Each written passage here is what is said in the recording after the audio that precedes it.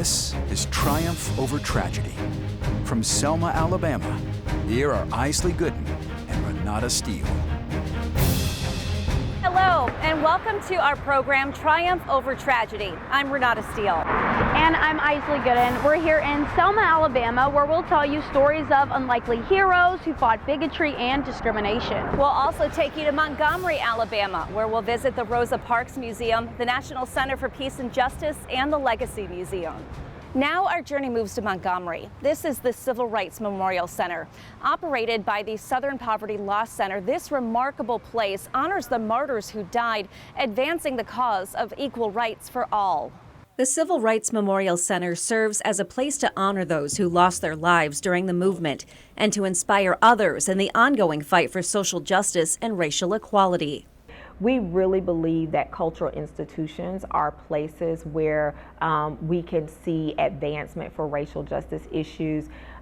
In that, museums actually allow people the space to think, reflect, and to really put things in perspective and to come to conclusions on how they can play a critical role, small or large, right, in this movement building. And so when we look at the gains of the modern civil rights movement, what we're seeing today is very much a pushback and a rollback to those civil rights issues. And so it's not so much about being stuck in the past, but it is really remembering the past so that it informs where we're going, present and in the future.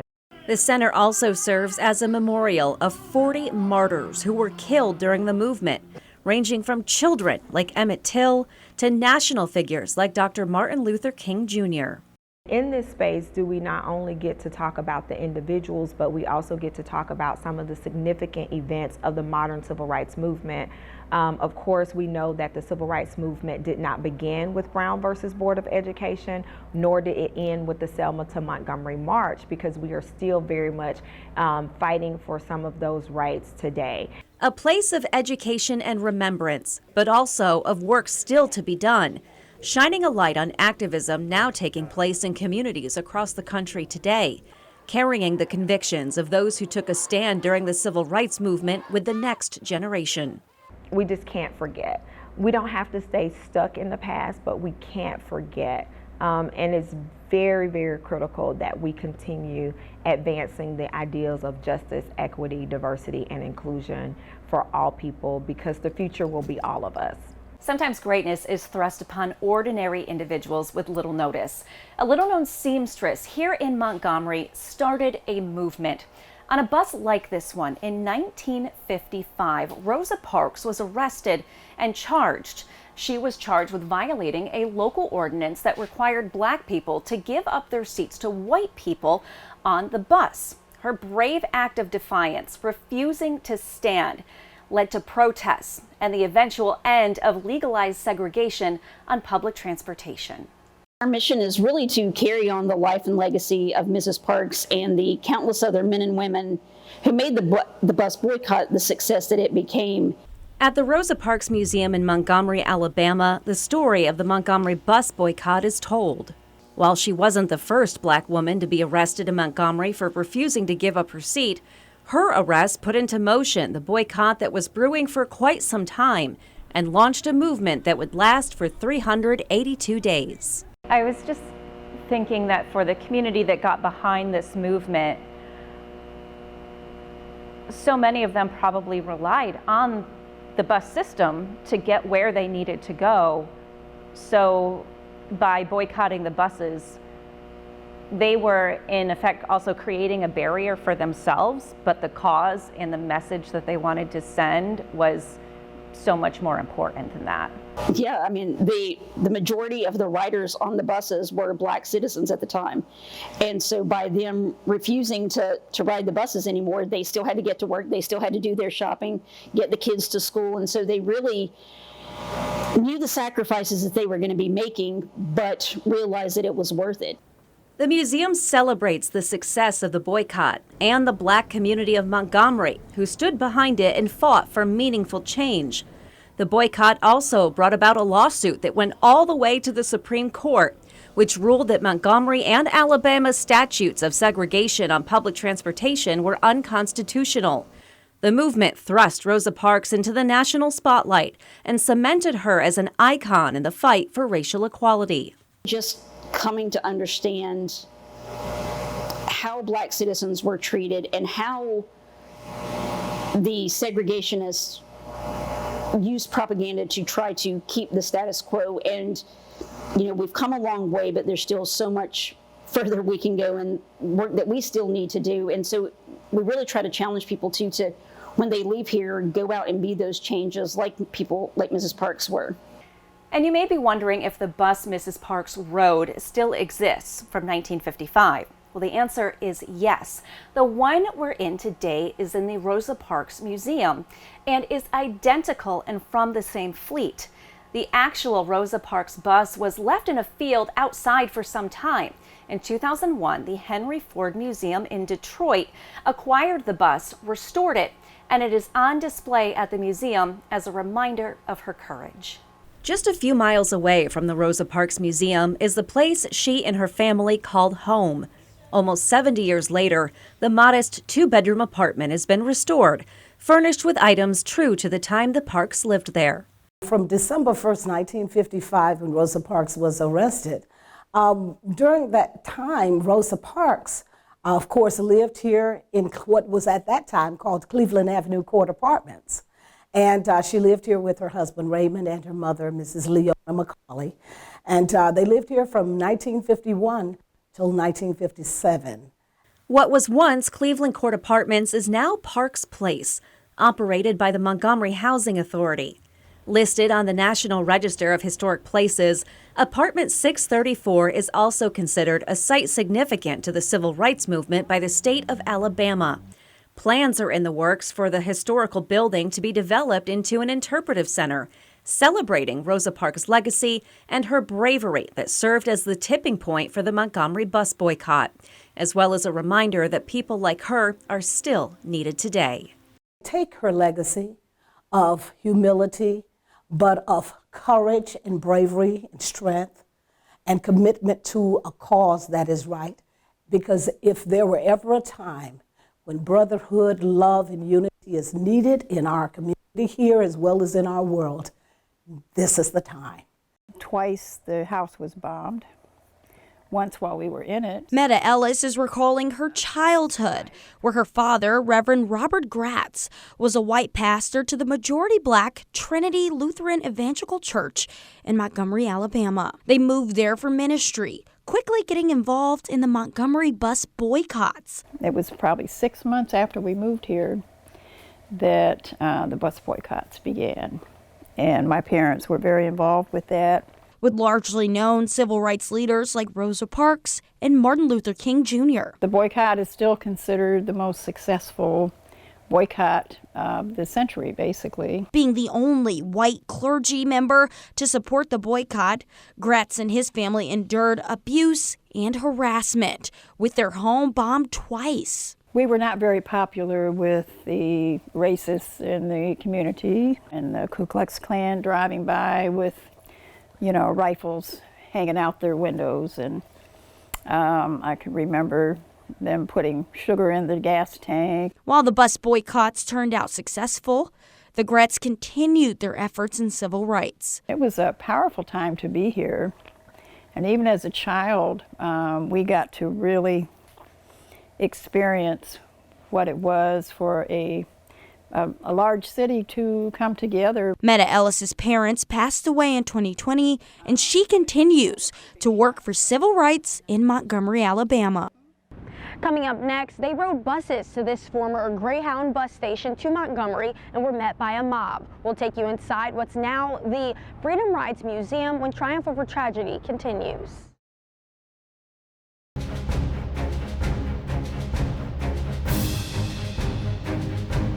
Welcome back to Triumph Over Tragedy. Behind me is one of the most important places in the fight against segregation in the South. This former Greyhound bus station is today the Freedom Rides Museum. Back in 1961, volunteers boarded buses with the blacks in the front and white Freedom Riders in the back, but when they arrived here in Montgomery, they were attacked by a mob. When people think museum, they think it's just a building with information in it. This building is actually significant to the Freedom Rides, and why is that? Absolutely. This building was the historic Greyhound bus station. This was Montgomery's first Greyhound bus station, built in 1951 as a segregated facility. And when the Freedom Riders arrived here, in 10 years after the facility was built, this was the place where they were attacked as they peacefully protested the segregation that was occurring here in violation of federal law. Why is it important to kind of immerse people in history and let them know exactly how it happened? Well, because I think a lot of times when people think about stories like the Freedom Rides during the Civil Rights Movement, there's a lot of misunderstanding and a misconception about who the Freedom Riders were and what their mission was and what happened to them. The first group of Freedom Riders, of course, that are sponsored by the Congress of Racial Equality that leave DC, make it as far as Alabama and run into significant violence in cities in Birmingham and Anniston of Alabama. But that group does not make it to Montgomery.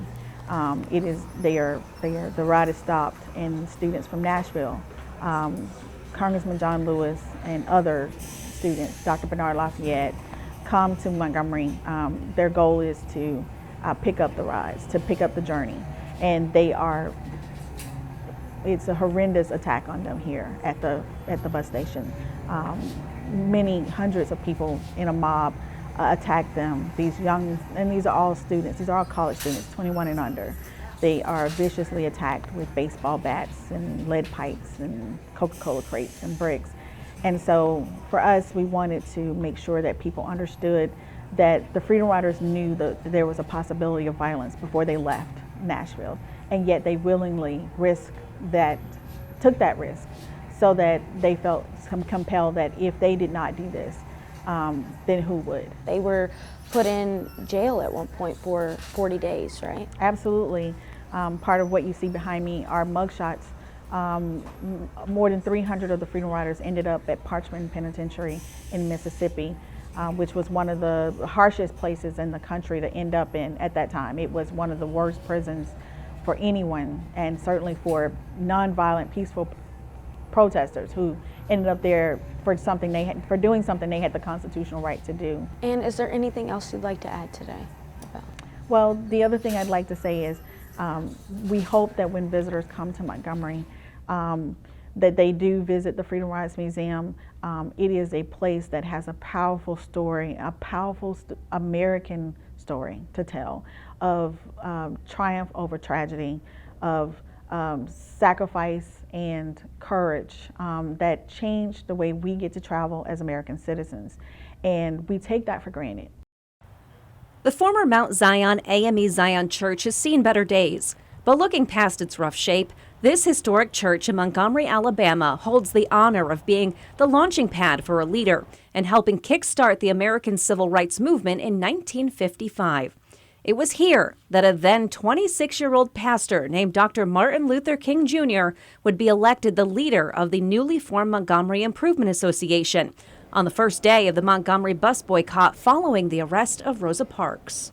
Meeting on December 5th, 1955, 3 o'clock, he said he decided to accept it, but it was probable that he would have turned it down because he had just become pastor of Dexter Avenue. He and Coretta had just had their first child. They were in a new place, and he had promised Coretta that he would not take on any heavy leadership role. But in this meeting, he decided to accept the nomination, and the rest is history. Dr. King and the other members of the Montgomery Improvement Association helped to mobilize the Black community to stay off city buses, a boycott that lasted more than a year. But the event of December 5th, 1955 isn't the only historical event for the Mount Zion AME Zion Church. A decade later, the church served as one of the stops along the route of the march from Selma to Montgomery to call for equal voting rights, a march led by Dr. King. And I wonder what was on his mind. Did he think about the responsibility he had accepted? Did he think about the fact that he would be locked up in a Birmingham jail from which he would write letters? All of that within a short span from the inaugural meeting for his leadership life in this building. The Mount Zion AME Zion Church would go on to host a loyal congregation until the 1990s, when they relocated to a newer church building nearby. The building then began to fall into disrepair, with gaping holes in the roof, and suffered damage from years of neglect and being targeted by vandals. Now, a grassroots effort is underway to restore the church to its former glory and serve as a museum dedicated to Dr. Martin Luther King's ascension to his first leadership role and honoring the March to Montgomery. To date, the church's foundation has received several $1 million in grants and community support to make repairs and preserve history. Joy. I'm filled with joy when I realize that this is something that's bigger than I am. I always reflect, my mantra has become, when God gives a vision, provision will always follow.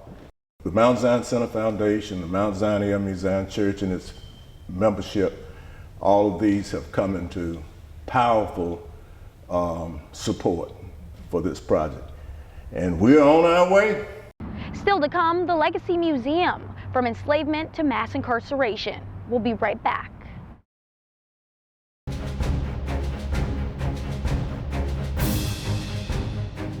It did not happen without great cost. We'll speak with civil rights activist Brian Stevenson. He's now the executive director and founder of the Legacy Museum here in Montgomery, Alabama. What was your mission when putting that here in Montgomery? For me, it became important to create a cultural space that talked honestly about the history of racial inequality, that made connections between these various eras, the era of enslavement and lynching and racial terror and segregation, and then contemporary issues. And the motivation, frankly, was to create an experience that allowed people to more honestly engage with this history and be motivated to recognize the importance of challenging new manifestations of that. When you go to the Holocaust Museum in DC, it's probably the only narrative museum we have in the country before ours. You're motivated to say never again because of what you see, what you learn, what you experience in that space. And I think we have the same motivation. We want people committed to recognizing the problem, the horror, the unacceptability of bigotry and discrimination and violence rooted in racial animus. What made you want to get into your field of work? Yeah, well, I'm a lawyer, obviously, and have spent most of my career representing people who have been wrongly convicted or unfairly sentenced or condemned to death. And that came out of just my own experience growing up in a community where black children couldn't attend the public schools. So I started my education in a colored school. There were no high schools for black kids when my dad was a teenager, so he couldn't go to high school in our county. And lawyers came into the community and made them open up the public schools, and that intervention created all kinds of opportunities for kids like me. And I recognized that if you had a vote in that community, because the community was majority white, people would never have voted to let kids like me attend those schools. But because of the commitment to the rule of law that we have in this society, those lawyers could compel that community to do what the law required. And that made an impression.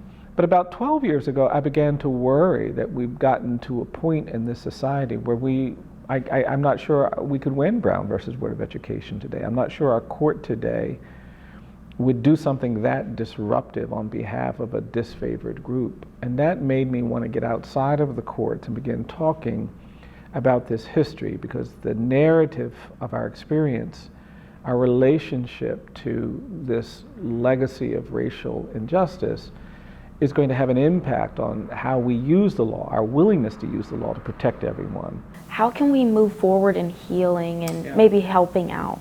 I think knowledge is an important part of that. I think learning is doing something. We don't always see that, but to learn is to do.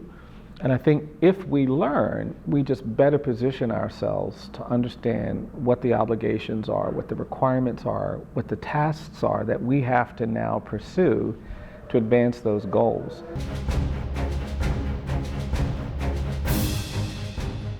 And here at the Dexter Avenue King Memorial Baptist Church, Dr. Martin Luther King and his associates had many of the first meetings here in this basement for the Montgomery bus boycotts. If you don't know your history, you risk repeating it. Longtime multi-generational members Nikki Tucker Davis and Wanda Brown Anderson sat down with me to tell me about the history of their 145-year-old church, Dexter Avenue King Memorial Baptist Church. We've had notary ministers, but we're probably the most known for Reverend Dr. Vernon Johns and Reverend Dr. Martin Luther King Jr. Dr. King accepted the call to the pastorate of the then Dexter Avenue Baptist Church as its 20th pastor on May 14, 1954. He arrived at Dexter, his first and only full-time pastorate, after completing his residential requirements for his Doctor of Philosophy and Systematic Theology from Boston University. Upon completing his doctoral thesis, during the first 5 months of his pastorate, he was awarded the degree on June 5, 1955. His pastorate of Dexter catapulted him into a national civil rights leadership role. In addition to performing his pastoral duties, he strongly encouraged his congregation to take an active role in the resolution of current civic and social problems. And they have always worked to instill in us a purpose, that we have a greater purpose, a greater calling for ourselves, not only in what we do when we do God's work, but social justice issues. Dr. King insisted that every church member become a registered voter and a member of NAACP, along with organizing within the church a social and political action committee designed to keep the congregation intellectually informed on social, political, and economic issues. In the basement of the church, members have now started renovating Dr. King's office and have dedicated a mural to his life, first starting with his personal life until his murder, even picturing graphic imagery of the Confederate flag, Ku Klux Klan, and his murderer. You know, it may not be good, but it happened. You're not wanting, whoever you may be, not wanting to talk about it or to remove anything that makes you think about what happened then, does not remove what happened. So just tell the story and let's not repeat that. They continue to uphold his values today. Trying to make sure that our members, as well as members of the community, get out and vote and do everything necessary to try to keep his name, present, but trying to make sure that we do things that will help better the community. We began this program 30 minutes ago in front of the Rosa Parks Museum, so it's only appropriate that we end our broadcast next to the Rosa Parks statue in downtown Montgomery. And we'd like to offer some final thoughts about our week here in Montgomery, the places we saw and the people that we met.